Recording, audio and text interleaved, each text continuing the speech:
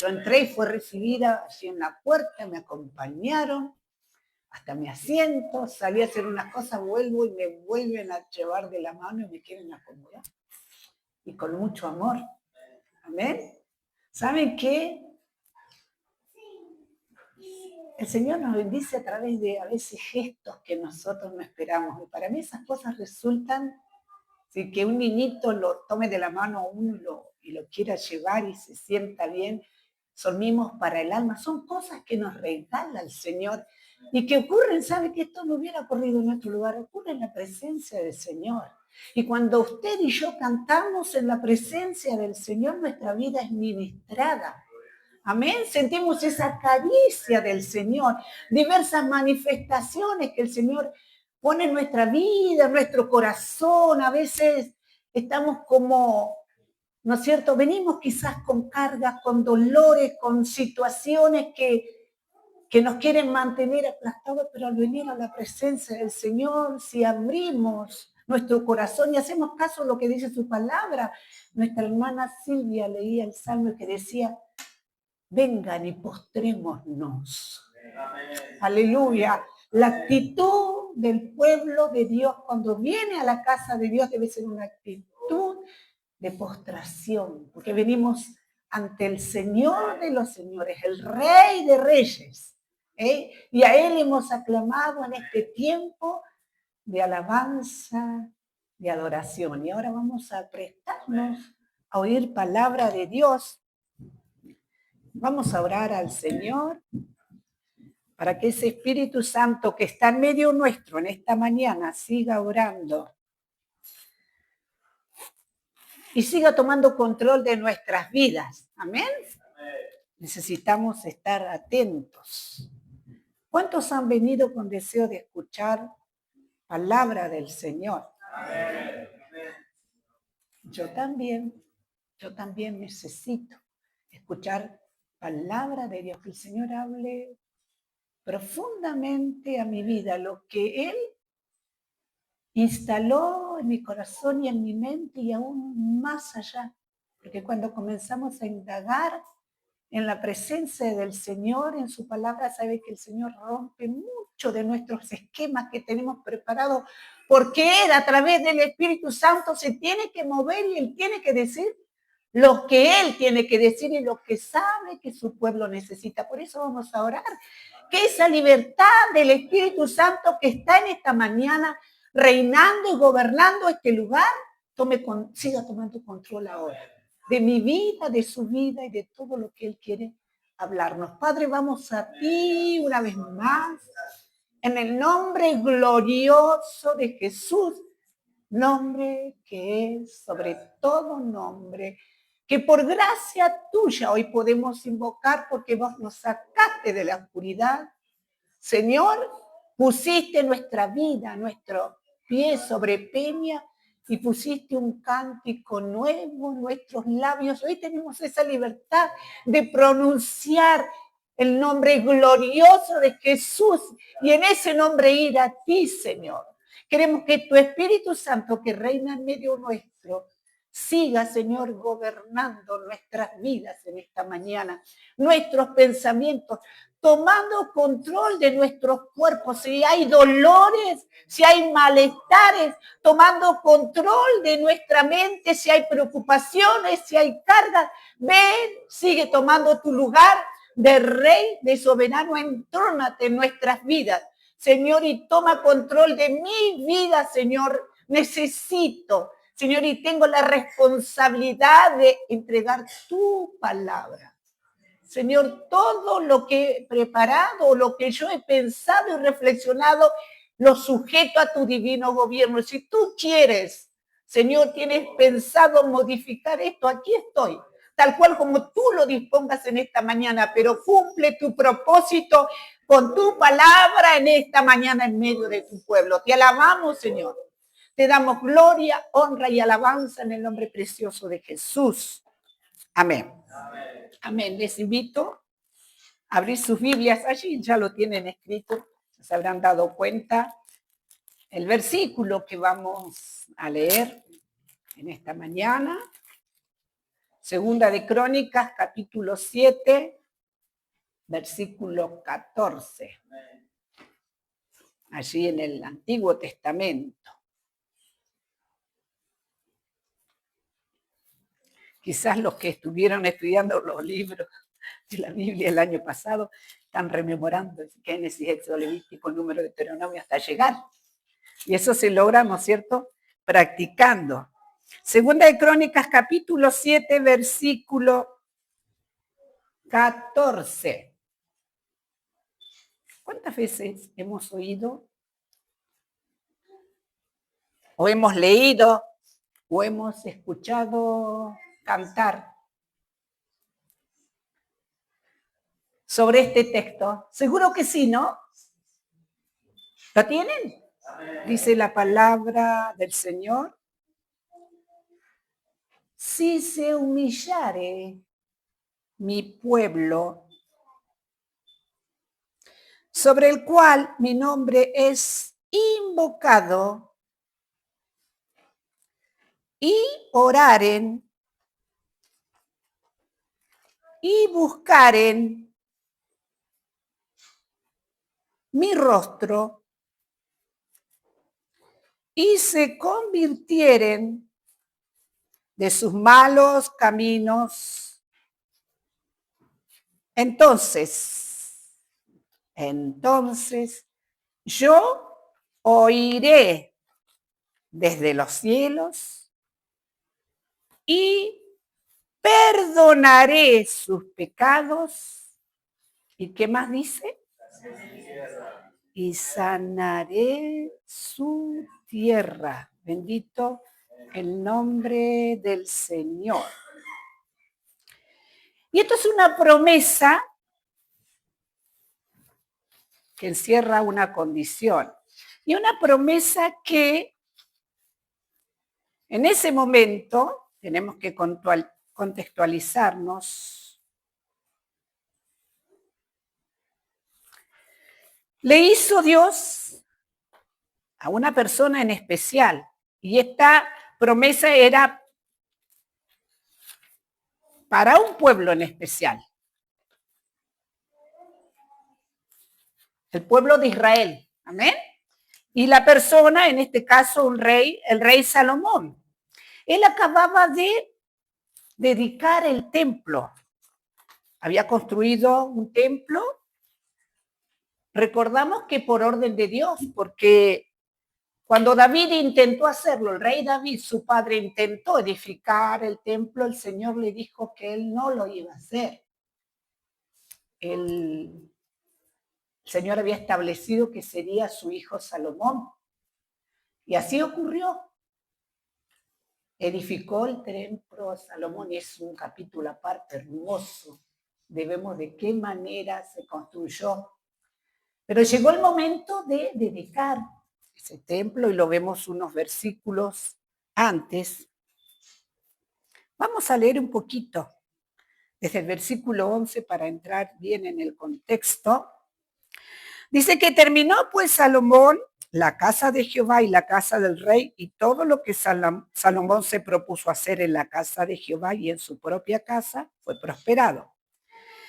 Y dice, apareció Jehová a Salomón de noche y le dijo, yo he oído tu oración y he elegido para mí este lugar por casa de sacrificio, porque indudablemente cuando Salomón dedicó el templo, ¿qué pidió? Sino que realmente esa casa sea habitada por Dios, que tuviera la presencia de Dios ahí.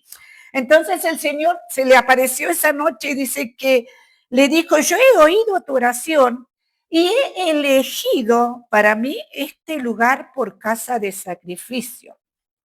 Y acá vienen unos versículos que nosotros pensaríamos, pero viene al caso esto.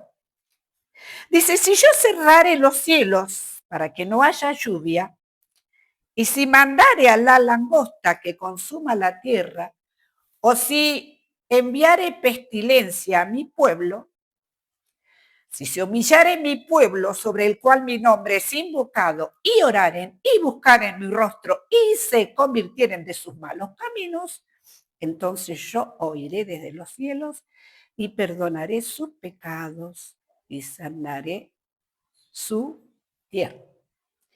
Ahora, ¿saben por qué Dios le decía esto?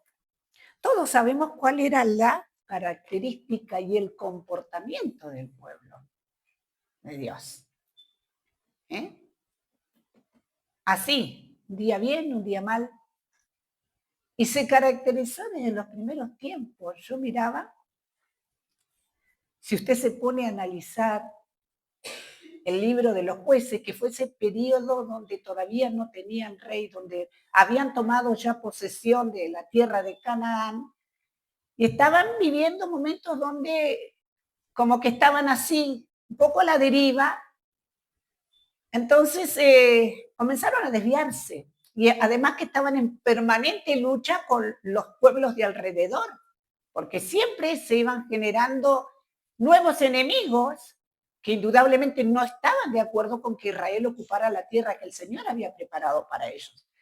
Y en ese tiempo, donde todavía no había sido establecida la monarquía, es decir, no había reyes todavía que los gobernaran, saben que el pueblo, miren, yo les voy a mostrar, simplemente así, no vamos a leer, simplemente para mostrarles en los capítulos de Jueces, donde yo me tomé el lugar el momento para revisar. Miren, Jueces 2:11. Después dice, los hijos de Israel hicieron lo malo ante los ojos de Jehová y sirvieron a los Baales. Ese era un momento.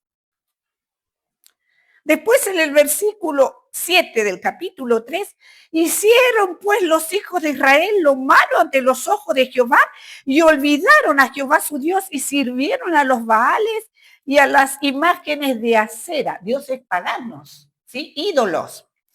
El versículo 12 del mismo capítulo, volvieron los hijos de Israel a hacer lo malo ante los ojos de Jehová y entonces Jehová, fortaleció a sus enemigos. El capítulo 4, versículo 1, después de la mujer de Ahod, los hijos de Israel volvieron a hacer lo malo ante los ojos de Jehová. Y lo mismo dice por acá en el 6:1, los hijos de Israel hicieron lo malo ante los hijos de Jehová, ante los ojos de Jehová, perdón. Otra vez en el 16, pero los hijos de Israel volvieron a hacer lo malo. Quiere decir que cada cual, como dice la Escritura, hacía lo que le parecía bien. Y se habían apartado de todo aquello que Dios les había hablado con anticipación, porque inclusive Dios les había hecho ver, por allá por Deuteronomio 28 leemos, la bendición que representaba vivir en obediencia a Dios, pero también le había mostrado muy claramente lo que iba a ocurrir con ellos si desobedecían. Y en este tiempo de los jueces, ¿saben qué? Dios tenía que levantarle algún líder o algún caudillo de entre ellos para que pusiera un poco de orden, porque ¿qué ocurría? Israel desobedecía, pecaba, entraba en opresión, empezaban a prevalecer los enemigos sobre ellos, clamaban a Dios pidiendo ayuda y Dios les levantaba un juez, o en un caso una jueza, una mujer también, entre ellos, ¿no es cierto?, Otoniel, Débora, Jefté, Sansón y por último el profeta Samuel, que fue inclusive quien tuvo la responsabilidad de ungir a los primeros reyes. Pero todo ese tiempo era así el pueblo. El pueblo obedecía un tiempo a Dios, servía un tiempo a Dios y luego, claro, estaba rodeado de naciones paganas. No sé, se ve que en algún momento entraban en contacto y con algunos parece ser que tenían cierta relación, cierto contacto, cierta amistad, porque si no, no se entendería por qué ellos se encontraban de pronto sirviendo, ¿no es cierto?, a otros dioses fuera del Señor. El tema era que era todo un ciclo, como que habían entrado en ese vicio de pecar y olvidarse de Dios, de ir tras dioses ajenos. Total, cuando se los veían en apuro, volvían ayúdanos, socorrenos, Señor. Y Dios ahí estaba en su infinita bondad y misericordia, levantando un líder, un caudillo que pusiera orden un poco y ya en cualquier momento se desparramaban otra vez. Por eso que es entendible esto que el Señor le habla, porque ya conociendo al pueblo que él estaba gobernando, reinando, sobre el cual estaba reinando, indudablemente ya en algún momento iba a volver a ocurrir. Por eso es que Dios le está anticipando, dice, yo escojo esta casa así para mi lugar, pero dice, si vuelven a pecar o se llegan a apartar,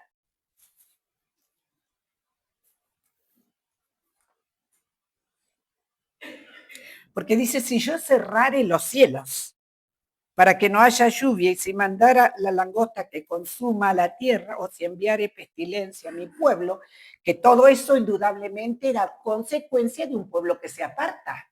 Tenía que sufrir las consecuencias. Entonces Dios le estaba mostrando. Pero es que aquí, ¿quién les hace unas promesas?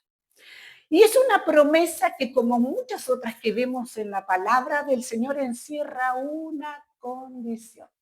Y sabe que yo cuando miraba esto del pueblo que buscaba a Dios cuando estaba en apuros, pero después me hace acordar a muchos de nosotros, creyentes, hijos de Dios, que nos volvemos a Dios en las malas. Y cuando el Señor nos respondió, o cuando el Señor aquietó nuestras aguas, otra vez de a poquito nos vamos alejando. Y así llevamos adelante nuestra vida, sin tener en cuenta que hemos escogido al Rey de Reyes, el Señor de Señores, que tiene que gobernar nuestra vida, que tiene que ser el único Dios al que debemos adorar. No podemos andar como andaba el pueblo de Israel, dice que cada cual hacía lo que le parecía, viviendo a nuestra manera. Por eso, si bien este pasaje estaba, o esta recomendación, o esta promesa estaba hecha al pueblo de Israel, bien que nosotros podíamos sacar un ejemplo para nuestras vidas y contextualizarlo. Aquí habla la palabra del Señor de una tierra que había que sanar. Y si nosotros analizamos nuestras vidas, quizás en nuestra propia vida personal hay tierra que sanar. Es una tierra en la que tiene que sanar, es una tierra en la que el Señor tiene que trabajar. Una vida que no está viviendo la plenitud del Señor, que busca ocasionalmente, pero que tiene retaseos, es decir, no se entrega totalmente a Dios. Si hay dolores, si hay relaciones familiares, matrimoniales, rotas, es una tierra que sanar. ¿Amén? Es una tierra que tiene que sanar. ¿Sabe qué pensaba? En nuestros hijos que un tiempo estuvieron en la casa del Señor y hoy no está. ¿Habremos sido causantes, tal vez, como padres, de que eso ocurra, o como iglesia, tal vez de que eso ocurra, de que haya algo que los ha hecho tropezar y que estén fuera? Es tierra para sanar. Esas vidas deben ser restauradas, o hermanos en general. No solamente se me ocurrió de jóvenes porque, lógicamente, como madre pienso en mis hijos, pienso en mi familia, pero hay hermanos también, hermanos que también no están y que lamentablemente no se están congregando en otro lugar. Tierra para sanar. Es tierra para sanar. Amén. Amén. Economías rotas. Porque sabe que la maldición o el juicio que Dios daba sobre Su pueblo era a veces en la economía, en la salud. ¿Cuánto si nos ponemos a pensar en forma individual, como familia, como iglesia, como sociedad, en qué situación estamos? ¿Y cuánta tierra para sanar? ¿Cuánta tierra para que Dios restaure? Y el Señor hace una promesa aquí, que empieza con una condición. La condición es la palabra sí. Sí. Si se humillare mi pueblo. Si se humillare mi pueblo. Hermanos, y el hecho que estemos en la casa de Dios no necesariamente estar aquí y levantar nuestras manos es humillarse. Porque humillarnos es doblegar nuestro orgullo, nuestra propia capacidad, nuestra autosuficiencia de que podemos. Total, ya tenemos la experiencia de cristianos y podemos. Y así andamos. Y así caminamos y así metemos la pata también muchas veces. Si se humillare.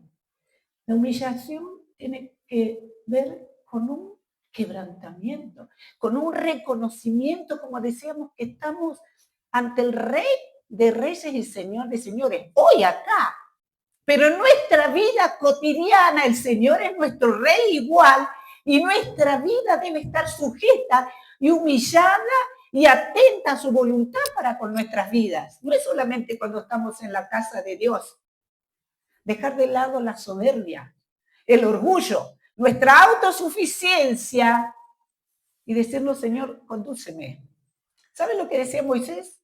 Si tú no vas conmigo, yo me muevo de aquí. En cada cosa que hacemos, cada decisión que tomamos, la dirección del Señor, el permiso de Dios, la voluntad de Dios en nuestras vidas, eso es reconocernos, humillarnos ante Él, pedir, derramar nuestra vida en su presencia. Entendamos siempre que la presencia de Dios no es solamente cuando estamos en la iglesia, cuando estamos solos allá en nuestra casa, en un lugar donde es nuestro lugar de quietud y de búsqueda, ahí humillarnos, a veces postrarnos, no solamente con la actitud física de postrarnos en el piso, nuestro corazón, nuestra actitud. El Rey de Reyes, Señor de Señores, es nuestro Rey, nuestro soberano, ante quien nos estamos dirigiendo. Nuestra actitud en su presencia, nuestra actitud en la casa de Dios, no podemos. En otras ocasiones hemos tenido que llamarle la atención a alguien que de pronto estamos en la casa de Dios mascando chicle, o distraídos en otra cosa, o charlando, riéndose. Cuando estamos en la casa de Dios, estamos ante el Rey de Reyes y Señor de Señores. Amén. Dice, si se humillare mi pueblo sobre el cual mi nombre es invocado. Mi pueblo sobre el cual. ¿Qué más dice? Y oraren. Oraren. Y nosotros todos oramos. Cuando nos levantamos en la mañana y corremos la cortina y vemos, gracias, Señor, por este hermoso día que me da, gracias por el aire que respiro, Señor, gracias por mi familia, gracias porque hoy tengo un nuevo día de vida. Es una oración de gratitud. Cuando nos sentamos a la mesa, agradecemos. Cuando vamos a salir a hacer algún trámite, oramos, Señor, acompáñame, guárdame. Pero ¿saben qué? Por lo general nosotros somos siempre más tendientes a pedirle al Señor, ¿sí?, que mueva su mano a favor de ciertas cosas que necesitamos. Y la oración va más allá de eso. La oración va de la mano de buscar mi rostro. Dice, oraren y buscaren mi rostro. Orar, podemos orar cotidianamente en cosas cotidianas y está bien. Tenemos que hacerlo, pero orar buscando el rostro del Señor implica algo mucho más profundo y más serio, con temor reverente, con entrega, con disposición, con compromiso, siempre pidiendo auxilio de los males que nos pasan. Está bueno que podemos recurrir al Señor porque el Señor así lo permite, pero orar, ya sea acá en la casa del Señor, el día de oración, en las reuniones, en nuestra casa, buscar el rostro del Señor implica algo mucho más profundo, íntimo, de una relación estrecha con el Señor y conmigo. Una relación muy personal. Podemos buscar como pueblo juntos, pero podemos buscar una relación individual profunda y permanente. Y permanente. ¿Saben lo que le decía el Señor a sus discípulos cuando los llamaba a orar? Cuando Él los llamó y se fuera y se habían dormido, le dijo, oren. Dice, porque el espíritu a la verdad está dispuesto, pero la carne es débil. Es necesario orar para que no nos deslicemos como ocurría con este pueblo y que nos puede pasar, porque nadie está exento, pero buscar el rostro del Señor es eso, buscarlo profundamente, ¿saben? Porque ahí se manifiesta el poder de Dios en nuestra vida de una manera tan plena que nos fortalece, nos ministra, nos sostiene y nos da la fuerza para continuar una vida de devoción al Señor, una vida que se ajuste a su santa voluntad. Quien está en la presencia del Señor orando y buscando su rostro, nunca va a salir con ese deseo de pecar. Se va a recordar porque el Espíritu Santo mismo le va a traer a la conciencia quién es Dios y quiénes somos nosotros. Necesitamos orar y velar, como decía el Señor Jesús. Orar y velar. Dice, orar, dice, si oraren y buscaren mi rostro. Pero hay algo más. Y se apartaren de sus malos caminos. Se apartaren de sus malos caminos. Desechar aquello que nos impide vivir una vida plena en la voluntad del Señor. Es decir, ¿saben que muchos piensan y hablan del avivamiento, que un avivamiento, tuvimos unas reuniones de avivamiento, porque se cantaron muchos coritos de esos, vieron, de campañas que son tan alegres que cantaban, porque es lindo regocijarse en la presencia del Señor. No está mal. Gloria a Dios, porque al Señor venimos a honrarle, venimos a festejarlo y a adorarlo. Pero eso no es el avivamiento. ¿Sabe cuál es el avivamiento? Que el Señor espera cuando hay quebrantamiento en las vidas, perdón, pedir perdón de los pecados. No solamente pedir perdón, confesar pecados, sino que perdonar, hermanos, perdonar, hermanas. Sacar, es sanar nuestras heridas. Tener la valentía de pedir perdón, porque a veces estamos pendientes de los que nos hicieron, pero no tenemos la capacidad de pensar que nosotros también hemos cometido algo que lastimó a alguno de nuestros hermanos o le hemos faltado el respeto a alguien.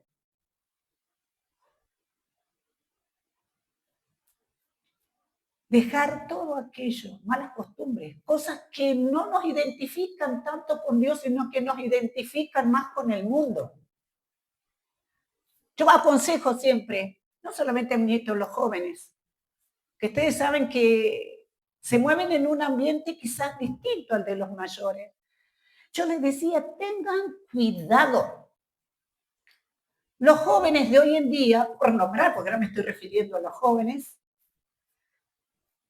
tienen una vida, digamos, no vamos a llamarlo puramente, pero con mayor, si podemos decirle de alguna manera, liberalidad. Viven de otra manera, ¿sí? Sabe que en esencia no son malos, lo que pasa es que no conocen otra cosa porque el pecado está naturalizado en esta sociedad. Y yo le decía a mis nietos, ustedes no se corten, no se corten. Ustedes convivan y comparten, pero tengan cuidado. Hay cosas que pueden compartir, hay cosas que pueden ustedes hacer cosas en común, pero hay otras que no. Hay otras que no, porque la conducta cristiana es una conducta que agrada a Dios y que es de santidad. Nuestras vidas, nuestros cuerpos, dice que santo es apartado de lo malo y escogido para, santificado para servir a Dios. Amén. Y aunque usted no ocupe un púlpito, no toque un instrumento, por el solo hecho de ser hijo, hija de Dios, y esto lo digo ahora ya para todos mayores, porque los mayores también tienen sus amistades y también tienen que tener ese cuidado. ¿Qué cosas compartimos? ¿Qué cosas hacemos que nos identifican con Jesús? ¿Y qué cosas hacemos que estamos más identificados con el mundo? Y que ofenden, hay otras que literalmente ofenden a Dios. Apartarse de los malos caminos, de las malas costumbres, de cosas que ya se han arraigado, porque a veces no es por causa de digamos, de las amistades que tenemos, a veces son malas costumbres que vienen de años. Vicios, pleitos, iras, celos, cosas que están manchando esto que es el templo del Señor. Hay que dejarlo. Si se apartan de sus malos caminos, malas costumbres, malos hábitos. Pecado, renunciar literalmente al pecado, renunciar. Eso es lo que le pedí al Señor y es lo que el Señor nos pide a nosotros en esta mañana. Porque, ¿sabe? El ejemplo lo tenemos. En el pueblo de Israel, desobediente, una y otra vez, pero todas las veces ahí el Señor dispuesto a levantarlo. Amén. Siempre dispuesto. Y esto no es para que nos hagamos una mirada, porque es importante mirar retrospectivamente, es decir, mirarnos a nosotros, porque acostumbramos mucho a mirar a los demás, analizar a los demás. Nuestra vida no es para arrojarnos culpas, sino para pensar en solamente yo quiero agradar a Dios. Amén. Dice entonces, si se humillare mi pueblo y oraren y buscaren mi rostro y dejaren sus malos caminos, no todo queda ahí. ¿Qué más dice?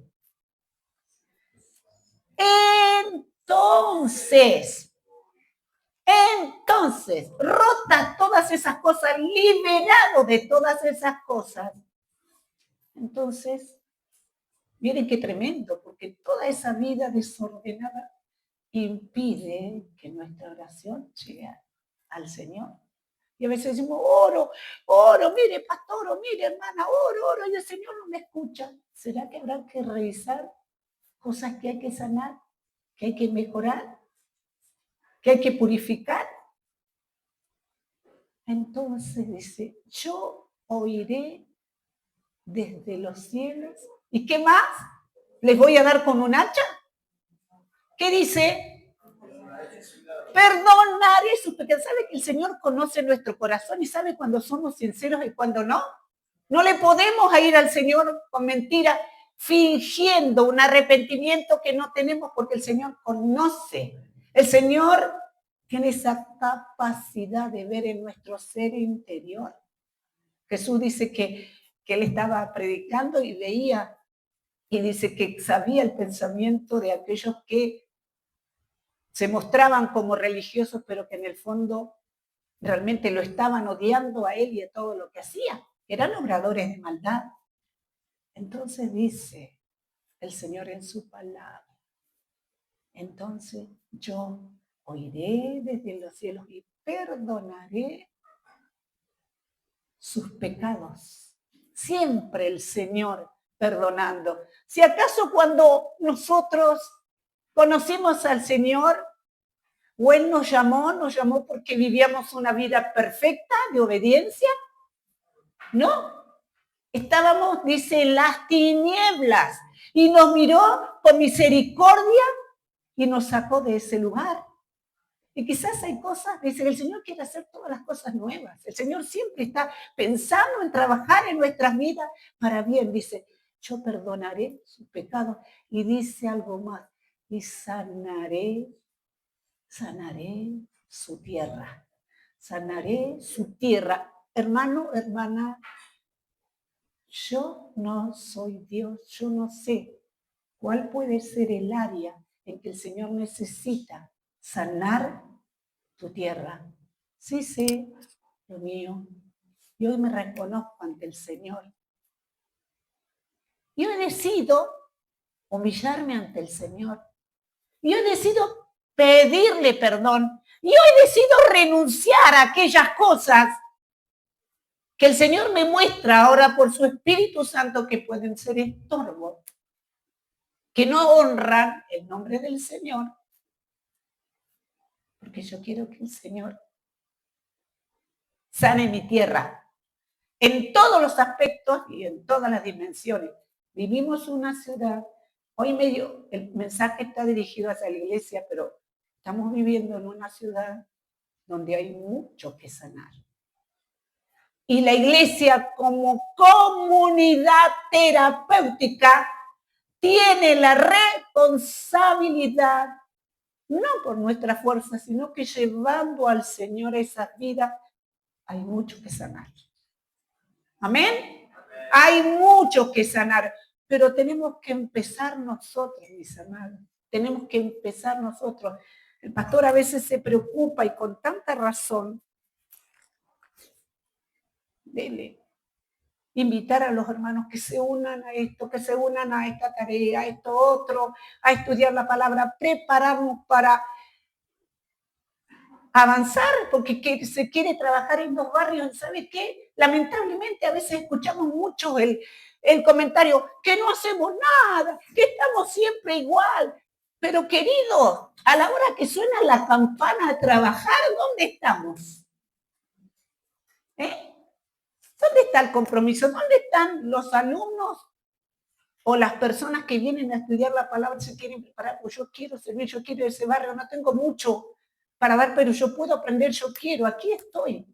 ¿A dónde está? Iglesia, el Señor quiere sanarnos. El Señor quiere quitarnos de ese individualismo, de eso no me importa que lo hagan otros, yo ya lo hice, o otros son más capacitados, o no me toca a mí. El Señor necesita sanar su iglesia. Una iglesia sana en la que puede ser una iglesia que sane, lleve sanidad hacia afuera. Amén. Amén. Yo no soy, juez de nadie. Tampoco estoy para analizar la vida de nadie. Pero el Señor está presente en esta mañana aquí. Y usted no me tiene que conformar a mí. Usted piense a la luz de la palabra. Analicémonos. Analicémonos. Usted y yo sabemos cuáles son las áreas que el Señor tiene que sanar en nosotros. El Señor vino para sanar relaciones, para sanar nuestros dolores, para sanar nuestros cuerpos. Amén. Para sanar nuestra economía. ¿Cuántas cosas? Es decir, que ¿saben que el shalom del que hablaba Jesús no era solamente la paz de un saludo, era plenitud en todos los órdenes de la vida? Plenitud, una vida plena quería. Y decía en 1 Juan 3, creo que dice, hermano, yo deseo que tú seas bendecido y que tengas salud así como prospera tu alma. Así es el Señor, así es la palabra del Señor, nos habla de esa manera. El Señor quiere que vivamos una vida plena. Ahora depende de nosotros si queremos seguir en esa posición que tenemos autosuficiente o de indiferencia o porque no nos gusta esto, no nos gusta aquello, o decir, Señor, aquí estoy. A partir de hoy quiero vivir una vida distinta. A partir de hoy me entrego, me rindo a ti. Te entrego todo lo que nos sirve. Te reconozco como mi Señor y quiero que vengas. Ahora quiero que sanes mi vida, que sanes mi tierra, que sanes mi familia, que sanes mi matrimonio, que sanes mi economía. Que toques a mi vecindario, que toques esta ciudad, este país.